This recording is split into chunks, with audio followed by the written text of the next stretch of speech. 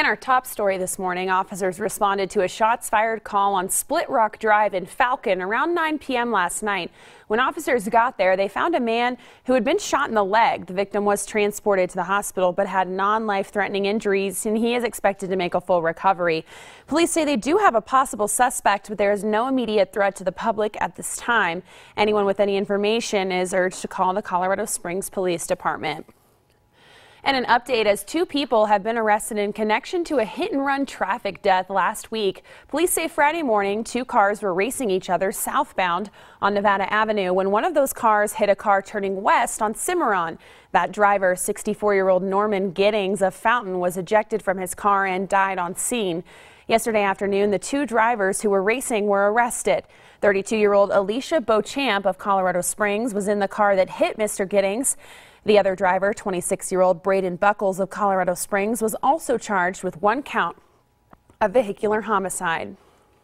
Colorado Springs police have now identified the woman's body that was found in a field on Tuesday, as 24-year-old Jackin Wild was found in a grassy area west of Astrazone Boulevard.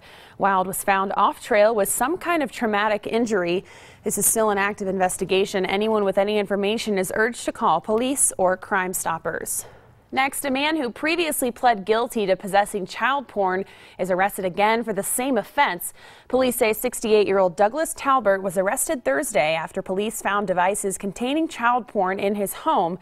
Talbert was already a registered sex offender after being arrested in May of 2009 for possessing child porn. He pled guilty to the offense in March of 2010. Developing right now, an investigation into why a woman was shot in the leg while driving in southeastern Colorado Springs Thursday night.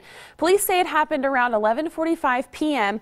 in a neighborhood near Circle and Verde Drive. The victim was heading west on Capulan Drive, and as she entered the intersection with Shenandoah Drive, she passed another car. That's when she heard a crackle, saw an orange flash, and felt warmth on her right leg. The victim then realized she'd been shot and drove herself to a convenience store where she called 911. She was not seriously injured. Police say the suspect was in a dark-colored car but had no other details. If you know anything at all, please call Colorado Springs Police. And when driving in downtown Colorado Springs, you've probably noticed the reconfigured bike lanes on Weber Street in the past year. Well, now the city has changed them again, and they say it's all for safety. When the city originally changed the traffic pattern in September of 2017, caused a lot of problems. It looked like this. The parking lanes were kind of in the middle of the road, with the bike lanes up against the curb, and it caused a lot of confusion. It just was chaos all the way around. It didn't take very long at all to figure out that this is more dangerous for bicyclists, for cars. I'm surprised we didn't see any more accidents. And after Friday morning's restriping, it looks like this. They swapped them, going to a more traditional style of bike lane, with the parking spots against the curb and the biking lane to the left. The parking protected bike lanes on Weber Street have been converted to a more traditional bike lane format with the return to curbside parking.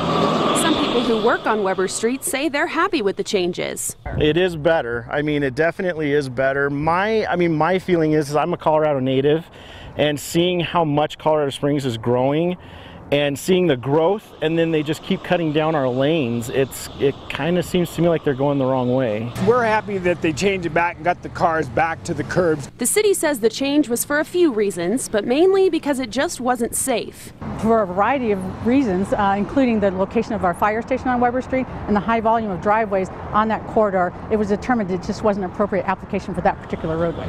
And they say safety is their goal. Overall, we want to strive to provide safe travel options for people on bikes, people on foot, and people in the cars. And we believe that this change to convert them to a more traditional bike lane format is best for all roadway users. The city tells us it's important to try new things with the rapidly growing population here in Colorado Springs. Next, in news across Colorado, Colorado drivers who choose to not identify as male or female will soon be allowed to choose the letter X to represent gender on their driver's license. Colorado Revenue Executive Director Michael Hartman said the Division of Motor Vehicles adopted this new policy to avoid the possibility of being sued. That takes effect on November 30th. And one of the 3 major wildfires burning in California has burned its way into state history as the worst and the most destructive fire on record in terms of structure loss. It's called the Camp Fire.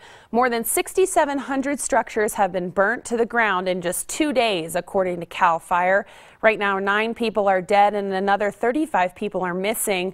The global supertanker is in California fighting that fire, and the 2 others currently burning in Southern California. The Camp Fire just miles away from the site of the Thousand Oaks mass shooting this week. Back here at home in military news, Congressman Doug Lamborn is determined to make the Pikes Peak region the center of future space and missile defense. In a press conference yesterday, Lamborn spoke to the press about his plans to make the Pikes Peak region the center of national security of space. Lamborn says he will also be discussing with Congress the idea of a sensor layer and other new programs that he deems necessary to protect America.